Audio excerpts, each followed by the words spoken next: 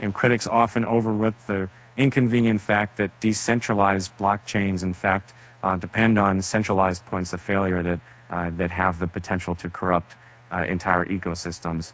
One of the laziest and most frustrating criticisms of digital currencies, particularly Bitcoin, is when pundits liken it to a pyramid scheme dependent on the greater fool or joining to make a quick buck.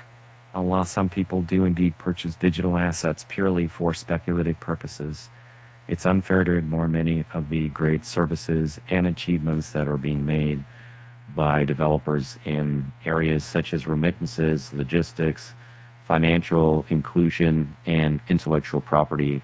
A fair criticism of blockchains is that for all proponents say about decentralization, blockchains are still dependent on miners or other powerful players that control their networks, whether it's be factories filled with servers for proof of work, pools of POW miners, large pools of tokens for proof of stake, or the fact that at times more than 50% transactions that run on the Ethereum network run through the Infura API. There's no ignoring these massive centralized points of failure.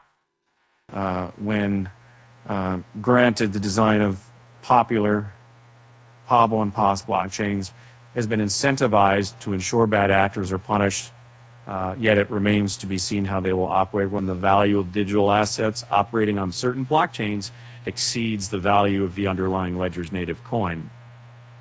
And imagine, for instance, if a popular stablecoin grew so large that its total value exceeded that of the native coin of the underlying blockchain it operated on.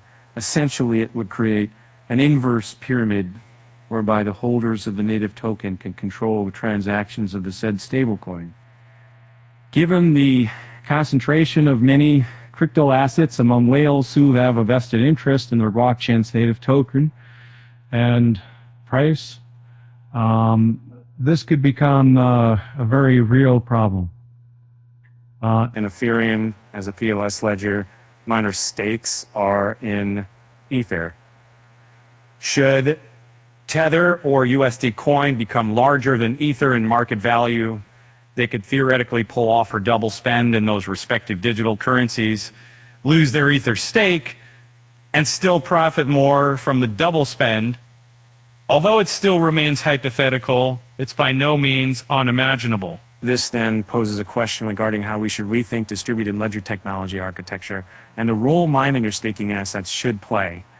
Tether now boasts a market capitalization of over $80 billion, circled just under $30 billion, while the Ethereum blockchain it's programmed on has a market capitalization of Ether over $220 billion. Not that far, given how quickly things can change in crypto.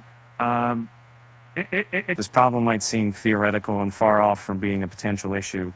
However, the rapid growth of cryptocurrencies as an asset class over the last decade should make people pause to consider what could happen if stablecoins enter the mainstream.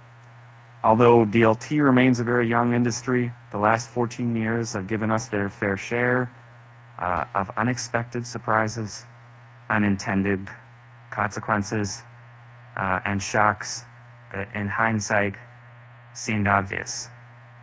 Developers might consider whether now is the time to rethink the architecture underpinning digital assets, dependency on centralized miners or servers, mistakes made by coders writing smart contracts, and the potential for double spend when projects exceed the value of their underlying blockchains. Mean decentralized finance needs to look at alternatives to blockchain, post-blockchain distributed ledgers, such as directed acyclic graphs, which allow access to anyone, don't rely on block producers, could provide an insight into how this industry evolves over the next decade.